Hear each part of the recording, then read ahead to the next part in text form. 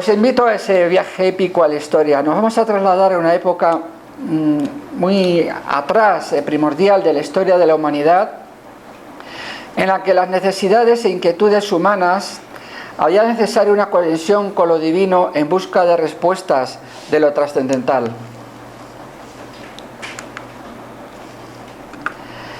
Ellos nos dejaron escritos conocimiento y guía. A lo primero no. A lo primero había veces que la historia no se escribía, luego posteriormente se escribió. Pues muchas veces, a lo largo de ir de boca a boca, la historia que al final se escribe puede haber cambiado mucho, esto es evidente.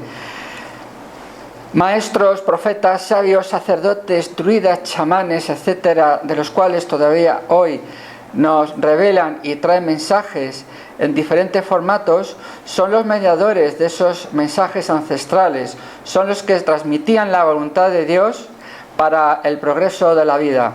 Que luego algunos nos contaran que era voluntad de Dios ciertas cosas, bueno, también tenían derecho a equivocarse, ¿verdad? Vamos a dejarlo ahí, ni juzgarlos. La mayoría yo creo que trataban de hacerlo todo desde el bien y de la buena voluntad.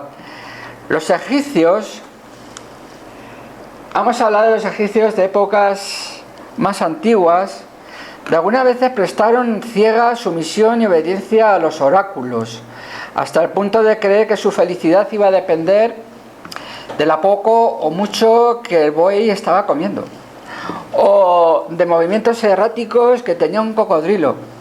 Bueno, eso a lo mejor estuvo ocurriendo, por lo que parece que ocurrió en cierta época.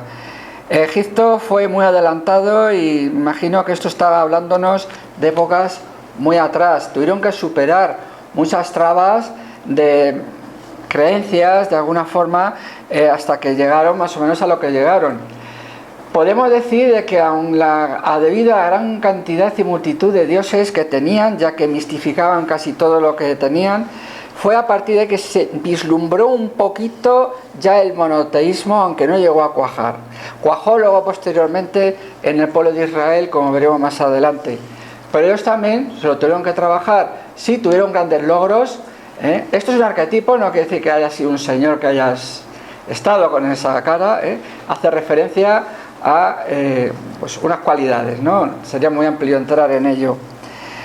En la época griega, también aquí representada, es conocido el oráculo de Delfos, que hay aquí, que luego vamos a retomarlo un poquito, lugar donde se reunían para consultar a los sabios del más allá cuestiones trascendentales de sus vidas.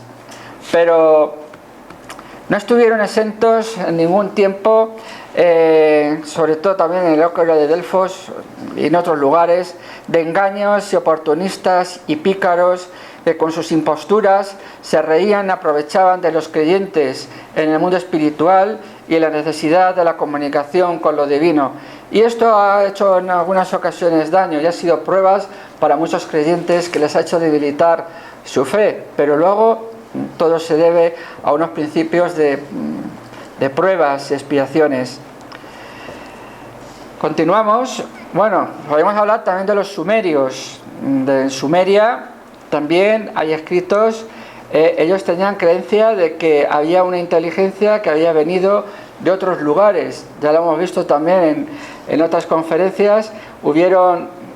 También es un arquetipo, no es que a lo mejor viniesen con este aspecto, pero traían esto que sí se sabe que tenía que ver con el conocimiento, con la piña, que de alguna forma introducían, como comentaban algunos investigadores, como si ese conocimiento se lo introdujeran justo ahí también, la misma glándula pineal con forma de piña también. Bueno, es una forma quizás de ilustrarlos, pero creo que en algunos aspectos se acercaban.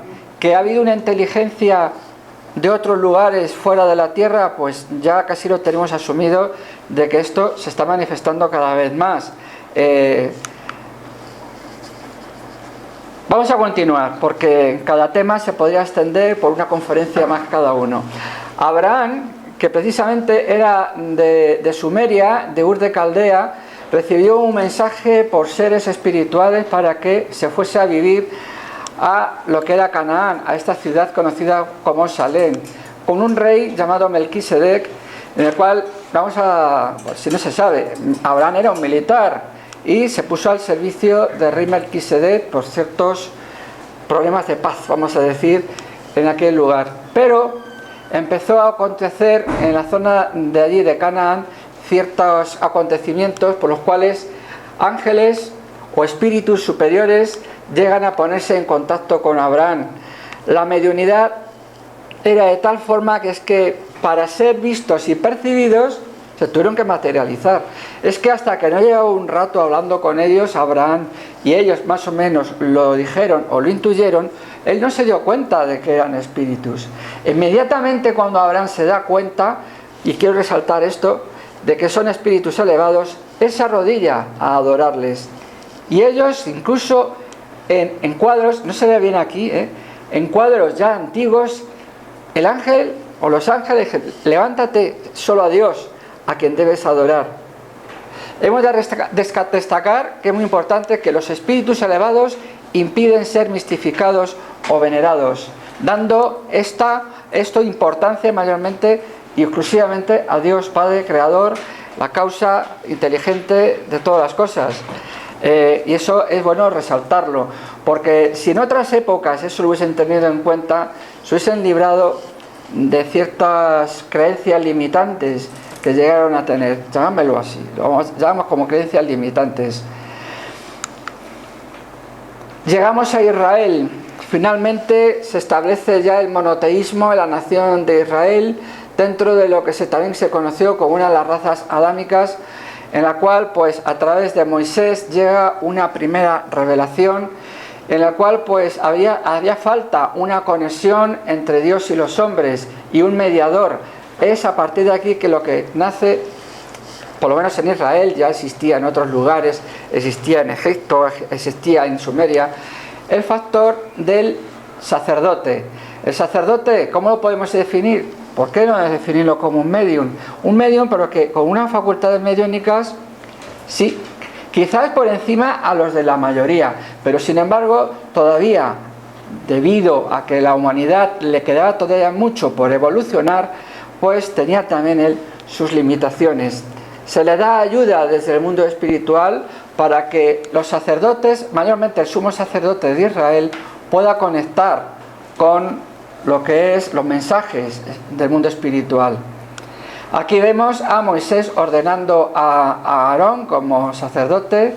En el servicio en el templo debían de ser, estaba encargado la tribu de Leví. Cada tribu de Israel tenía su trabajo. El servicio ministerial del templo era de los levitas, pero el sumo sacerdocio debía ser del linaje de la familia de Aarón.